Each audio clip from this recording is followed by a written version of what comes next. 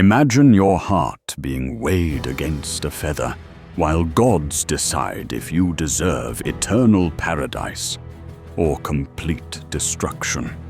This wasn't just ancient Egyptian mythology.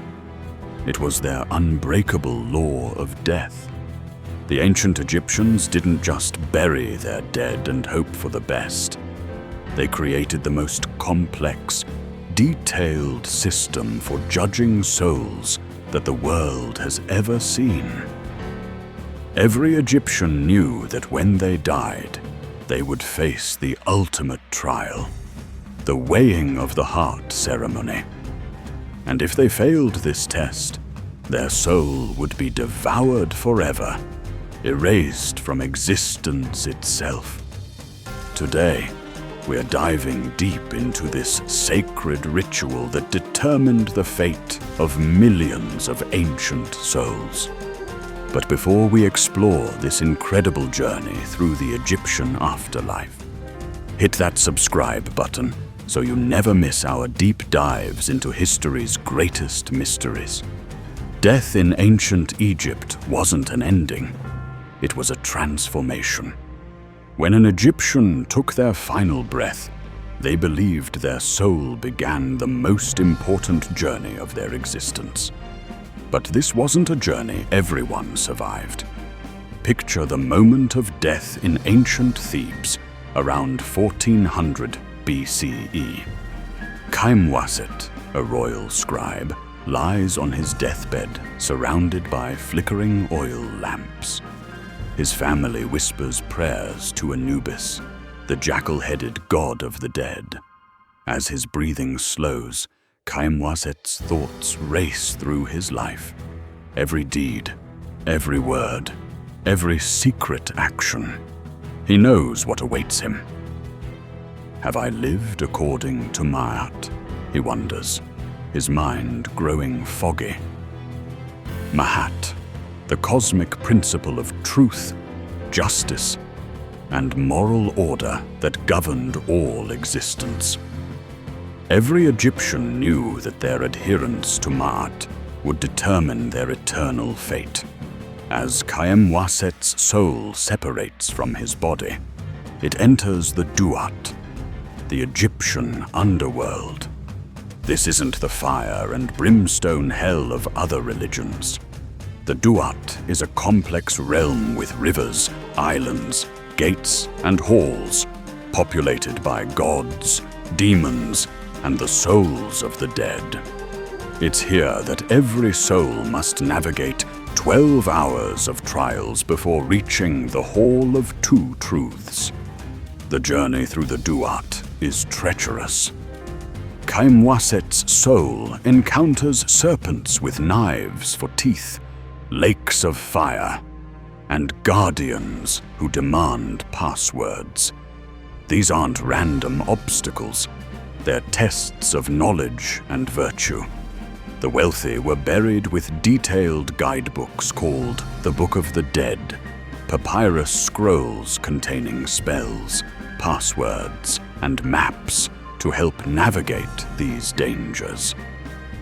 I know the secret names of the guardians, Kaimwaset's soul declares at the first gate. I have not killed sacred animals. I have not stolen temple offerings. Each correct answer allows him to proceed deeper into the underworld. But the real test awaits in the Hall of Two Truths, a vast chamber with walls that stretch beyond sight, illuminated by an otherworldly golden light. Here sits Osiris, the green-skinned god of the dead, on his throne. Beside him stand 42 judges, one for each district of Egypt, their eyes piercing and unforgiving. At the center of the hall stands the scales of justice, operated by Anubis himself.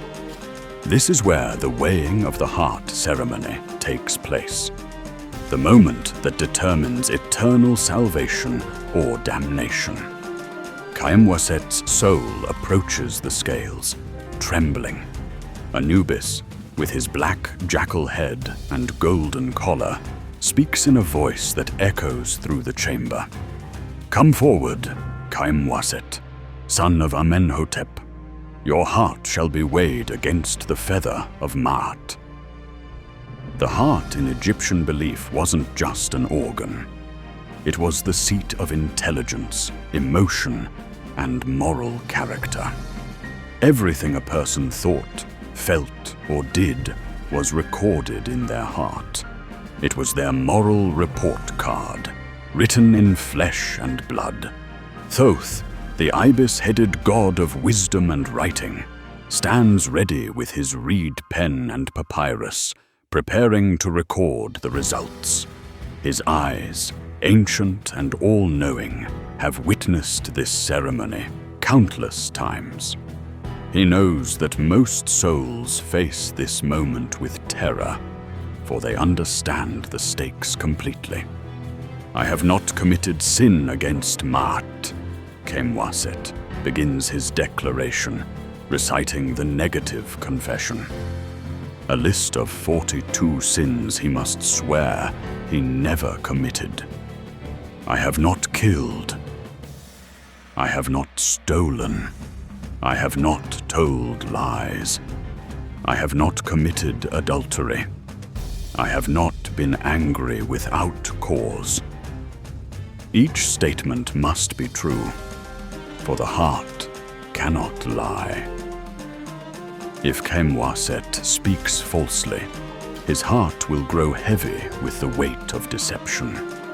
The feather of Maat, pure white and impossibly light, is placed on one side of the scales.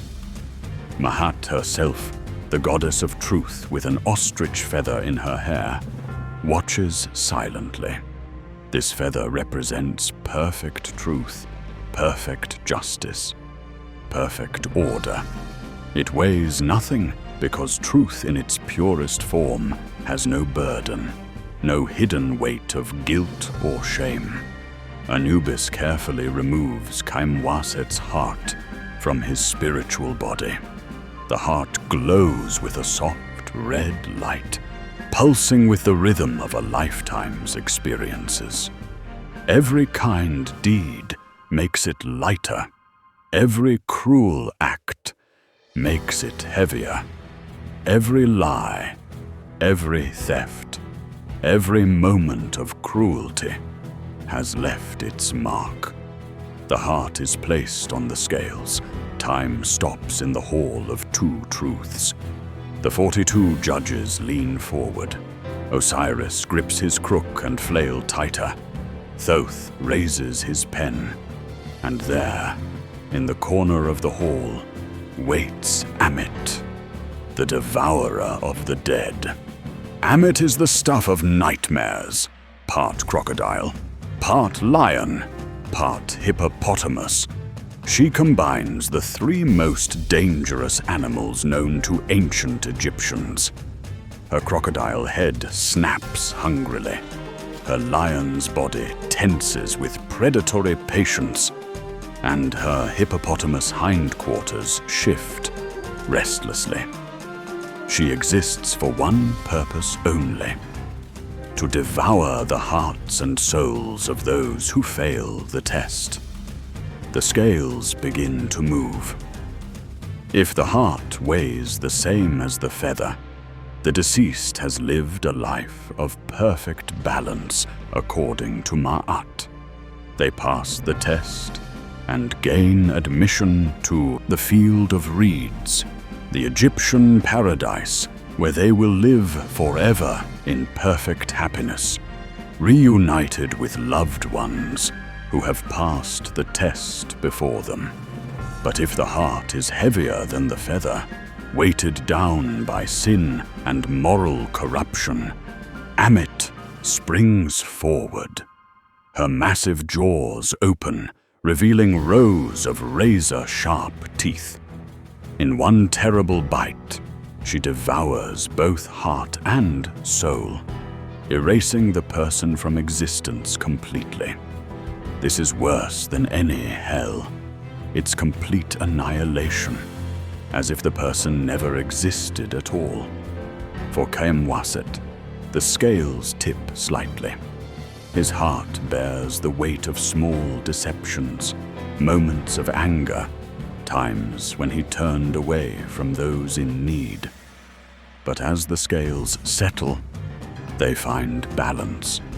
His good deeds, years of faithfully recording royal decrees, helping illiterate villagers write letters, caring for his aging parents. These acts of kindness make his heart light enough to match the feather. "Your heart is justified," Anubis declares, his voice carrying the authority of cosmic law. "You may enter the presence of Osiris." Thoth records the successful judgment with careful hieroglyphs. Another soul has passed the ultimate test. But Khaemwaset's relief is mixed with sorrow as he thinks of others who haven't been so fortunate. In the shadows of the hall, he glimpses the remains of devoured souls, wisps of what once were people, now nothing more than forgotten dreams. This wasn't just a religious belief. It was a complete moral system that governed how ancient Egyptians lived their daily lives. Children learned about the weighing of the heart ceremony from their earliest years. Parents would warn misbehaving children, "Remember, your heart is being watched." Every cruel word, every stolen sweet cake, every lie to your parents. It all gets heavier. The 42 sins in the negative confession weren't abstract concepts. They were practical moral guidelines that covered every aspect of ancient Egyptian life. Don't steal temple property. Don't pollute the Nile. Don't cheat in business. Don't sleep with another person's spouse. Don't kill sacred animals. Don't gossip or spread lies. These rules created a society where people genuinely tried to live moral lives, not just because of earthly consequences, but because they believed their eternal existence depended on it. The weighing of the heart ceremony was more than mythology. It was the foundation of Egyptian ethics and law. Archaeological evidence shows us just how seriously Egyptians took this belief. Tomb walls are covered with scenes of the weighing ceremony. Papyrus scrolls containing the Book of the Dead have been found in graves of both rich and poor, showing that people from all social classes prepared for this ultimate judgment. Even pharaohs, who were considered divine, had to face the scales of Ma'at. The process wasn't just about individual judgment.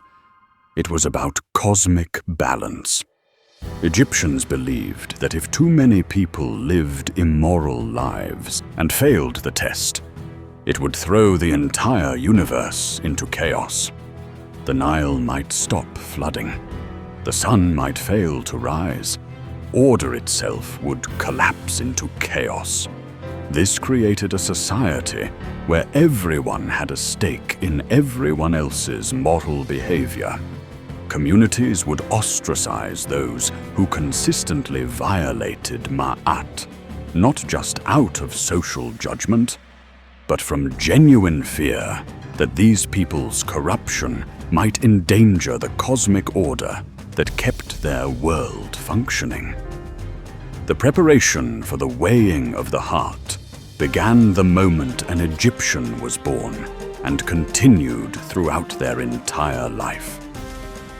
Every action was weighed against its potential impact on their heart's final weight. This wasn't about following rules blindly. It was about understanding that individual choices had cosmic consequences. Rich Egyptians commissioned elaborate tombs with detailed instructions for the afterlife journey. But even poor farmers saved copper coins to buy simple amulets that would help guide their souls through the duat. The democratization of the afterlife judgment meant that a virtuous farmer had as much chance of eternal paradise as a wealthy priest, perhaps more if the priest had abused his position. The ceremony itself was depicted in stunning detail in tomb paintings and papyrus illustrations.